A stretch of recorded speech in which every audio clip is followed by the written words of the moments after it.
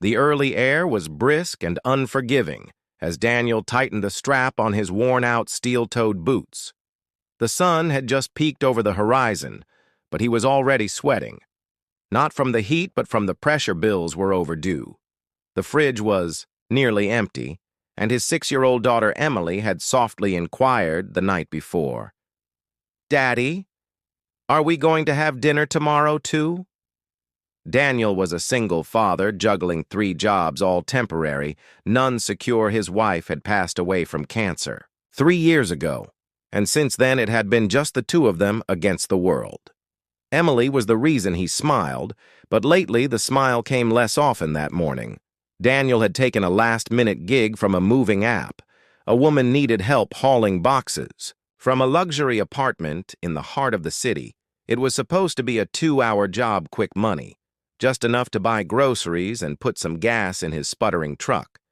He arrived outside the towering glass building, out of place in his dusty jacket, and calloused hands. The lobby guard looked him up and down before allowing him up. When the elevator door slid open, he was greeted by a striking woman in designer heels and a silk blouse standing confidently at the door of the penthouse. Her voice was calm but somehow filled with anticipation. "I've been waiting for you," she said. Daniel blinked.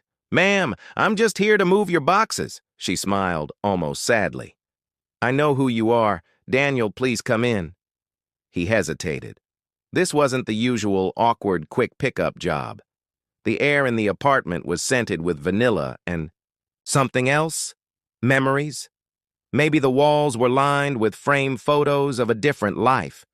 A little girl in ballet shoes, a man in uniform, a family once whole. "I didn't call just a mover," she said, watching his confusion grow. "I asked for you by name. You may not remember me, but I remember you." Daniel felt his heart throb harder. He stared at her, trying to place her face. Something about her eyes felt familiar, like the echo of a name he once knew. The woman whose name was Claire handed him a framed photo in it. A teenage Daniel was in a school cafeteria handing a tray of food to a tearful girl who had just been tormented. "You gave me this," she whispered, and told me I mattered. That girl, that moment, had been buried deep in his memory. He remembered now she had no lunch money. He had skipped his own meal to make sure she ate. "I swore I'd repay you someday," Claire murmured softly. "I've spent years searching. And then yesterday, I saw your name crop up on the moving app." Daniel stood frozen, wondering what to say. Claire explained that she had become a successful entrepreneur and owned the entire top floor of the building. But success feels hollow when there are debts of the soul left unpaid. She said he tried to wave it off, saying it was nothing, a kid being kind, but she insisted, "You didn't know what that day meant to me. You saved me in ways you never knew just." Then a little voice yelled out from one of the rooms. Mama Daniel turned a tiny girl about Emily's age peep out. Claire smiled and introduced her daughter, Olivia. "You're a good man, Daniel," Claire said suddenly, emotional. "Let me help you. Now, not out of pity, but because you deserve it." Daniel didn't know whether to be angry, grateful, or ashamed. He hadn't come for charity. He had come to work, but Claire wasn't offering charity. She was offering a return on a long-forgotten act of love, and that was just the beginning. Daniel sat at Claire's marble kitchen counter nursing a cup of coffee he hadn't paid for. While Emily and Olivia played dolls on the Persian rug, he was still reeling.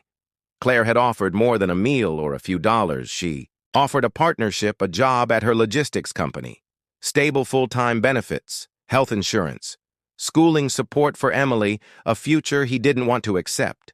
Pride clawed at him, but reality whispered louder. Emily deserved more than hand-me-downs and ramen noodles. Over the next few weeks, Daniel slowly stepped into a new rhythm. He traded the bruised silence of job hunting for the steady confidence of meaningful work. Emily, once shy and anxious, blossomed around Olivia. The two girls became inseparable. One night, while tucking Emily into bed, she asked, Daddy, are we rich now? He chuckled. Eyes welling up, no baby. But we're secure and loved, and that's much better.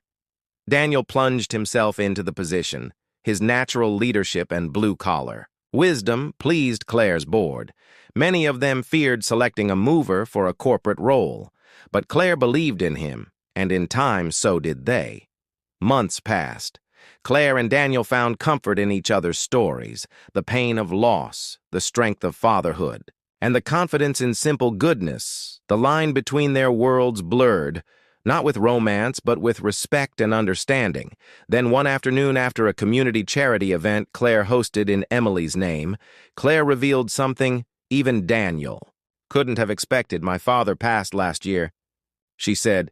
He left behind an estate. I'm turning it into a shelter. But I want you to run it. Daniel was stunned. Claire, I'm just anything, she interrupted. You're someone who showed compassion when you had nothing to give. That's the heart. I trust the shelter opened that winter. Daniel ran it like he lived his life with empathy, fairness, and humility. Claire funded it quietly, and together they helped dozens of families find new beginnings on the anniversary of their first meeting. Daniel took Emily to the same cafeteria where it all began. He showed her the old lunch line and told her about the girl he once gave his tray to. Emily smiled and hugged him. I'm glad you were kind, Daddy, because it saved both our lives. And maybe that was the truth of it all. One kind act, one moment. It doesn't just echo, it multiplies.